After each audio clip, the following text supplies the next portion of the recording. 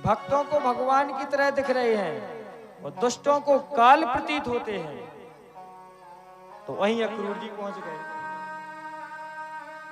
अक्रूर जी से कहा कि अक्रूर जी, तुम अपनी चिंता छोड़ दो, हमें पहचानो हम कौन हैं, हम यहाँ किस लिए आए हैं। हम दुष्टों को मारने के लिए ही यहाँ आए हैं। हम इसलिए तुम अपनी मन की शंका दूर कर दो।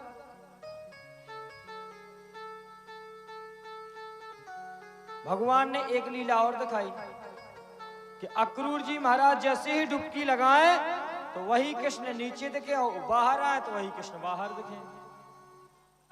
अब समझ में नहीं आए कि अंदर भी कृष्ण बलराम और बाहर भी कृष्ण बलराम।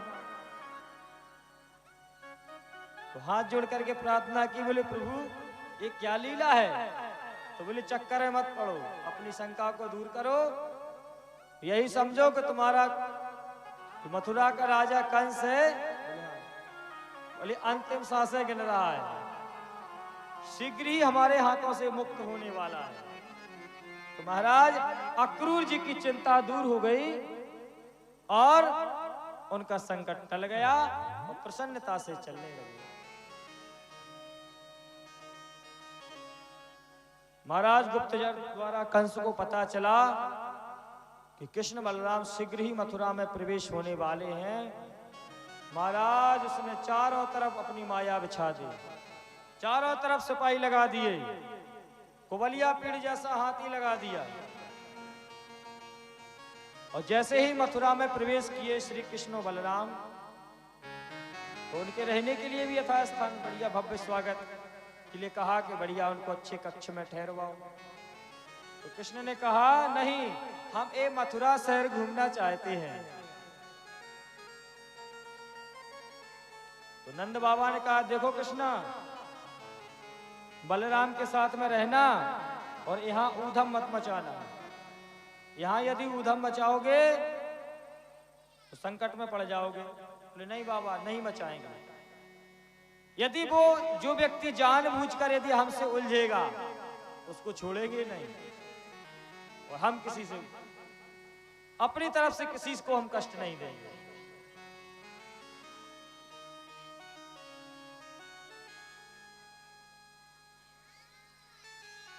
महाराज चले,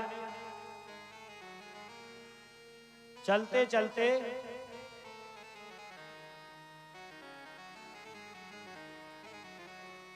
धोबी घाट पहुंच गए।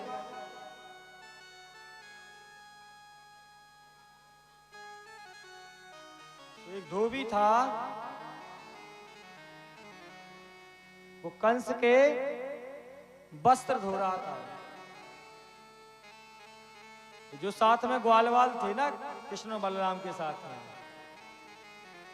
उन्होंने कहा लाला इस घाट पर बड़े सुंदर सुंदर वस्त्र दिख रहे, हमारी इच्छा है कि पहन लें। तो श्री कृष्ण ने कहा यदि तुम्हारी इच्छा है तो आ जाओ। तो महाराज जैसे ही वो वस्त्र देखने लगे, तो जो वस्त्र धो रहा था धोबी, वो तुरंत आया, हे बच्चों क्या कर रहे हो। बोले कुछ नहीं। बोले हम वस्त्र देख रहे।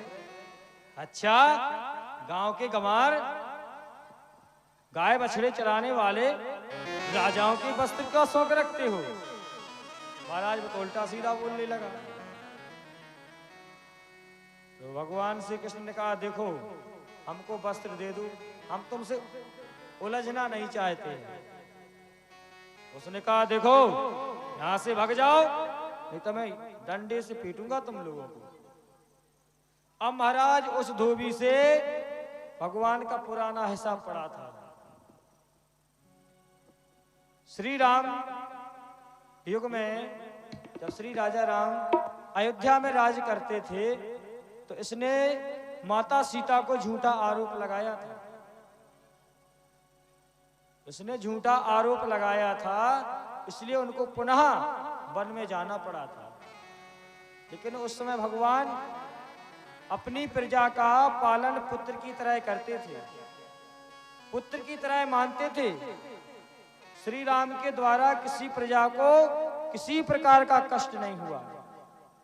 जिस प्रकार से पिता अपने पुत्र को क्षमा कर देते हैं, उसी प्रकार से भगवान श्री राम यदि प्रजा से जाने अनजाने में कोई यदि गलती हो जाए तो उसको क्षमा कर देते थे कि ठीक है, तुमसे गलती हो गई, क्षमा करता हूं, लेकिन उस गलती को सुधार लेना। भगवान ने किसी को कष्ट नहीं दिया। लेकिन इस धोबी पर क्रोध तो आया, लेकिन क्रोध को पी गए नहीं। यदि हम इसको मार देंगे तो प्रजा हमारे ऊपर उंगली उठाने लगेगी कि देख लो, अब श्री राम जैसे राजा भी अपनी प्रजा का वध करने लगे। तो श्री राम ने कहा ठीक है, तुम अपनी मनमानी कर रहे कर लो, लेकिन जब हमारा अगला अवतार होगा तब तुम्हें देखा जाएगा। तो श्री कृष्ण को याद आ गया, बोले मामा जी पुराना हिसाब पड़ा है, अब क्यों को मथुरा तो मामा सब ही लगे, जब कंस मामा है तो सब मामा लगे। बोले वस्त्र दे रहे हो या नहीं? सो महाराज वो डंडा लेकर के दौड़ा मारने। सो भगवान ने क्या किया, एक मुक्के का प्रहार किया, सो महाराज धरती में धंस गया और गोविंदाय उसका भी उद्धार हो गया। श्री कृष्ण ने कहा मित्रों, मन के छांटो। और महाराज का छोटे छोटे बच्चे और कहा लंबा चौड़ा कंस। सो महाराज वस्त्र तो पहन लिए बालकों ने, अब वस्त्र पहने सो महाराज चले सो गली में झाड़ू सी लगे। बोले लाला? बोले हाँ। बोले इतने लंबे चौड़े वस्त्र है कि हम जैसे बालक दो दो तीन तीन घुस जाएंगे उसमें। तब बोले क्या करें? बोले यदि कोई दर्जी दिख रहा हो तो हमारे नाप की फिटिंग करवा दो, हमारे नाप के सिलवा दो। बोले ठीक है चलो आगे देखें। तो भगवान का परम भक्त था एक दर्जी, पहुंच गए। जो उसने प्रभु के दर्शन किए, चरणों में साष्टांग लेट गया, प्रभु हम तो आप ही का भजन करते हैं, आज्ञा दीजिए प्रभु को सेवा का मौका दो हमें।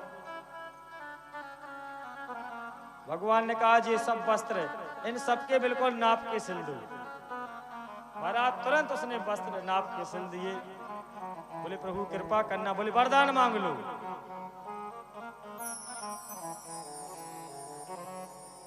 बोले बस प्रभु आपकी कृपा है। भगवान ने कहा ठीक है तथास्तु, खूब फलो फूलो।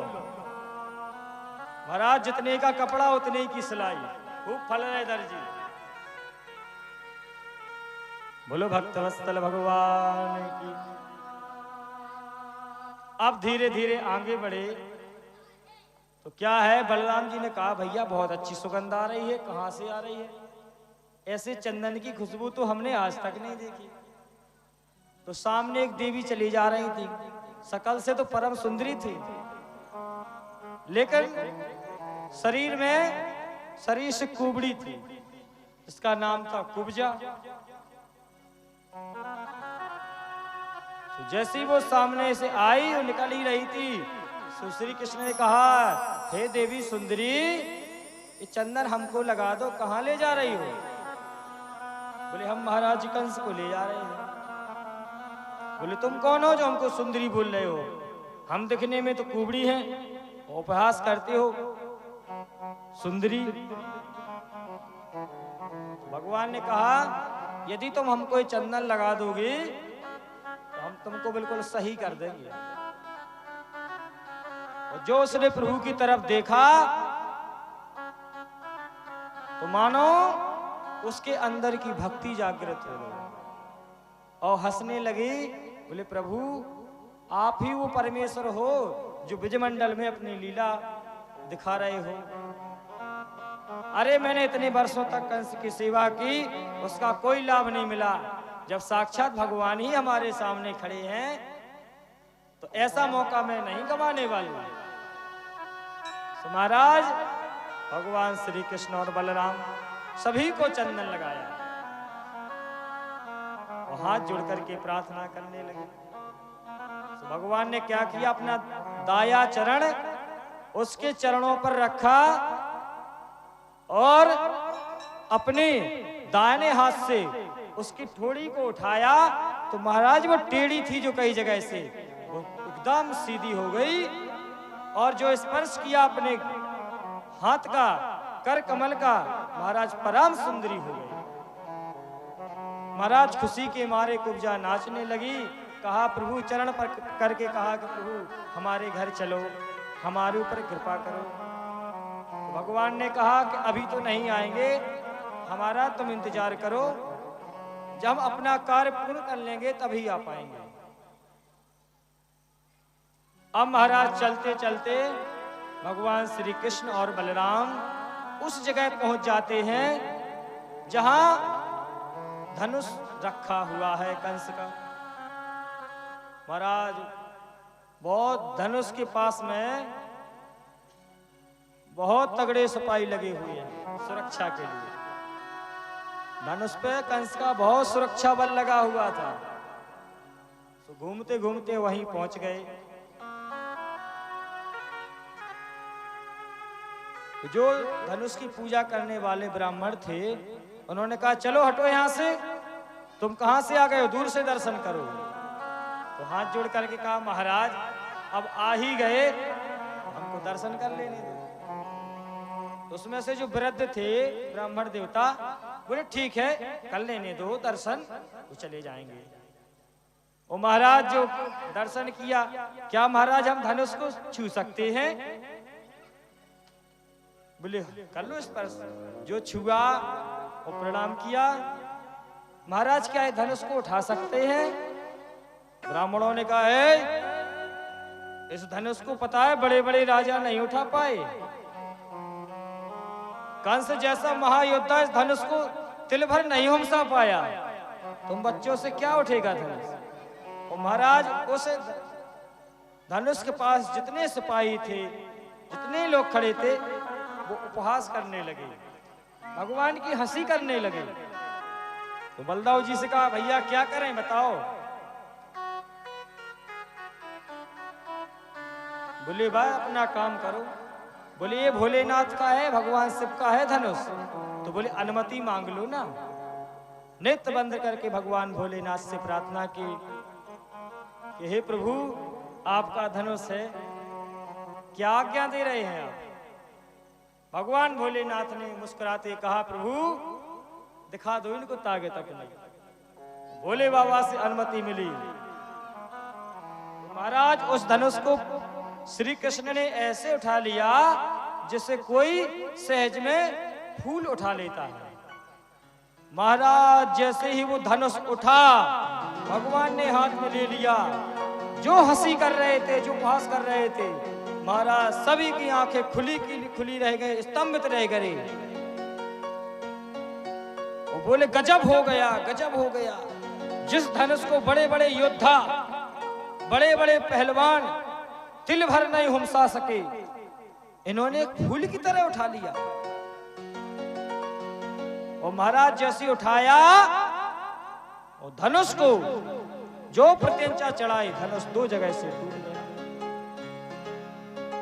एक हिस्सा श्री कृष्ण ने लिया, दूसरा हिस्सा बलराम जी को दिया। अब वहां कुछ जो सिपाही आदि खड़े हुए थे, जो सेनापति, अरे बोले इसने धनुष तोड़ दिया, इसको मारो, मार डालो, मार डालो। तो श्री कृष्ण ने कहा सतर्क हो जाओ बलराम। सो महाराज एक धनुष का हिस्सा बलराम जी और एक धनुष का हिस्सा कृष्ण जी। बाद हमारा युद्ध शुरू। जिसके जहां पड़े, किसी के गर्दन में तो महाराज सीधी गर्दन उखड़ती दिखे, किसी के पैरों में तो पैर टूटता हुआ, अंग भंग किया, कछु प्राण बचा के भागे। अरे भाग लो भैया, जो यहाँ लड़ेगा वो मर के ही मानेगा। ओ महाराज तुरंत कंस को सूचना दी गई, महाराज आपका धनुष कृष्ण बलराम ने तोड़ दिया है। उस देवकी के 8वें लाल ने वो तुम्हारा धनुष तोड़ दिया। महाराज जो सुना, कंस घबरा गया। परशुराम जी ने कहा था कंस ये धनुष तुझे दे रहा हूं, पहली बात तो किसी से उठेगा नहीं, और जो इस धनुष को उठाएगा और तोड़ देगा कंस तुझे छोड़ेगा नहीं। ये कहकर ही चले गए। अब तो कंस को विश्वास हो गया कि आज वो बात सच्ची हो गई, अब हम बचने वाले नहीं। महाराज आदेश दिया, जाओ कुबलिया पेड़ हाथी को सामने लगाओ, कुचलवा दो। तो महाराज महावत ने हाथी को खूब मदरा पिलाई, खूब शराब पिलाई, मद मस्त कर दिया। तो जैसे ही श्री कृष्ण आगे की तरफ बढ़ने लगे तो वो हाथी सामने आया। महाराज जैसे ही वो हाथी बढ़ा तो श्री कृष्ण ने इशारा किया, बोले सुनो, बोले क्या? बोले सुन हम तान है, पूछ तुम तानी हो हाथी की। बोले ठीक। तो महाराज पहले तो हाथी से युद्ध करते रहे। तो श्री कृष्ण ने हाथी की सूंड पकड़ ली, बलराम जी पूछ। अंत में खेल खेलते खेलते जो कृष्ण ने सूंड पकड़ के हाथी को घुमाया, जोर से आकाश मार्ग की ओर फेंका, तो हाथी धड़ाम से जब आकाश से नीचे गिरा, उसके प्राण पखेरु हो गए।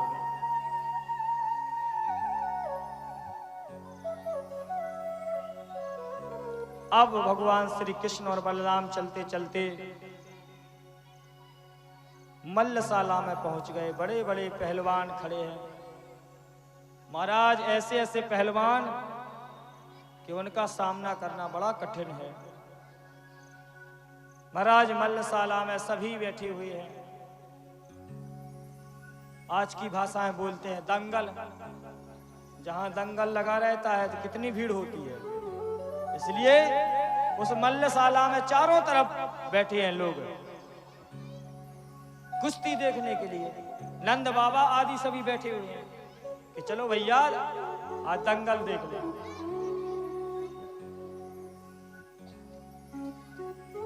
और जैसे ही उस मल्लशाला में कृष्ण और बलराम प्रवेश किया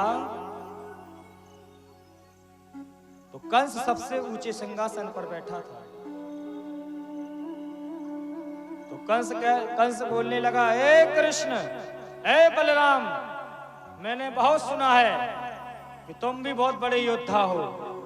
अरे मैंने सुना है तुमने कालिया जैसे नाग को नाथ लिया, गोवर्धन जैसे पर्वत को उठा लिया।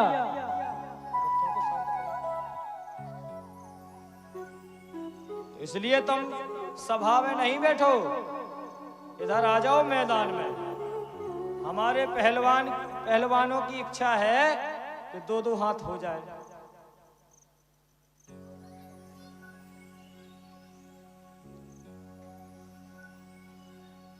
सो महाराज जो चाणूर आदि पहलवान थे महाराज मूंछों पे ताव देने लगे। आ जाओ कृष्ण, जरा देखे तुमने कितनी ताकत है। सो जो सभा में बैठे हुए थे, जो वृद्ध जन थे, नंद बाबा आदि गोप थे, सो कहने लगे सभा में, ए भैया ये अधर्म है, ये कैसा तुम लोगों का न्याय है? ये कहाँ बड़े बड़े हट्टे कट्टे पहलवान, कहाँ ये बच्चों से युद्ध कर रहे हैं? सो महाराज उस सभा में विरोध होने लगा।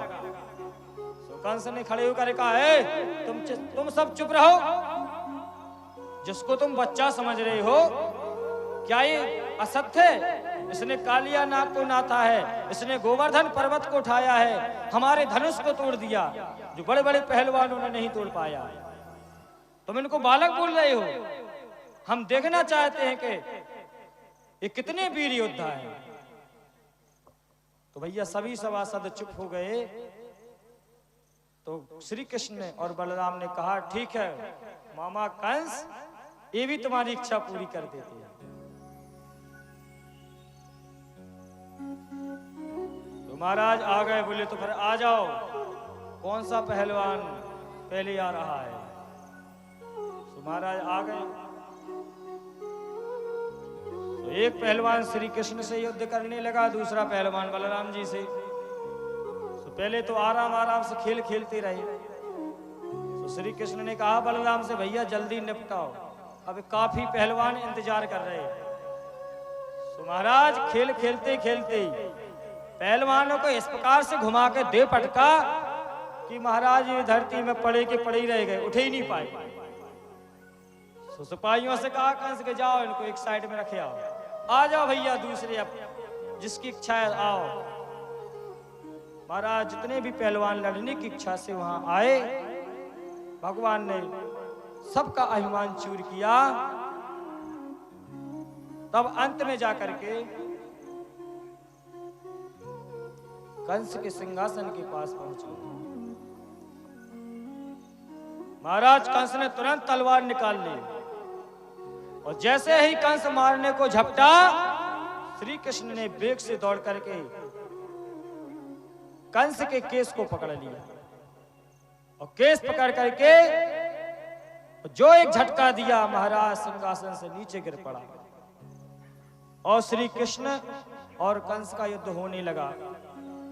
और जो भगवान ने कंस को एक पछाड़ मारी, तो नीचे से गिर गया नीचे और भगवान तुरंत उछल करके उसकी छाती पर बैठ गए और जो मुष्टिका इस प्रकार से दोनों हाथों को बांध करके मानो प्रभु ने सारे ब्रह्मांड का वजन लेकर के जो उसके हृदय पर प्रहार किया, महाराज कंस का मुख से रक्त बमन करता हुआ, खून उगलता हुआ, कृष्ण को देखते देखते उसके प्राण पखे हुए।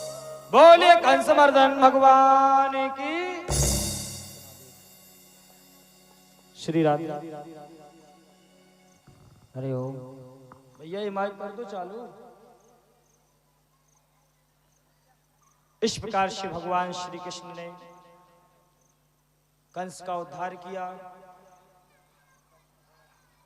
भगवान श्री कृष्ण ने राजा जो वहां के जो राजा उग्रसेन थे उनको कारागार से मुक्त किया, उनको पुनः राजा बनाया।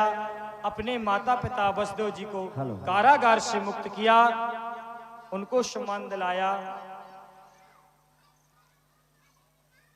अब वसुदेव जी महाराज देव की मैया प्रसन्न हुई, श्री कृष्ण बलराम को हृदय से लगाया, रोने लगी, बेटा हमने तुम्हारे लिए ना जाने कितने कष्ट सहे, तुम्हारे मामा कंस ने इतने कष्ट दिए, इतने कष्ट दिए कि उसका वर्णन नहीं कर सकते। और महाराज रो रो करके देव की मैया ने मानो आंसुओं से कृष्ण और बलराम को स्नान करा दिया। गुरु जी को बुलाया। गुरु जी वहां के जो कुल पुरोहित गुरु जी थे, गर्गाचार्य जी महाराज थे, उनसे प्रार्थना की कि गुरुदेव अब हमारा पुत्र आ गया है, एक गोपवीत आदि संस्कार कीजिए। तो गुरु जी ने यज्ञोपवीत आदि संस्कार किया और कहा कृष्ण और बलराम को ये यहां शिक्षा ग्रहण नहीं करेंगे, ये अवंतिकापुरी जाएंगे। अवंतिकापुरी यानी उज्जैन। उज्जैन में इनके परम भक्त हैं और एक गुरु संदीपनी मुनि से ही शिक्षा ग्रहण करेंगे, इसलिए तुम वहां शिक्षा ग्रहण करने के लिए जाओ।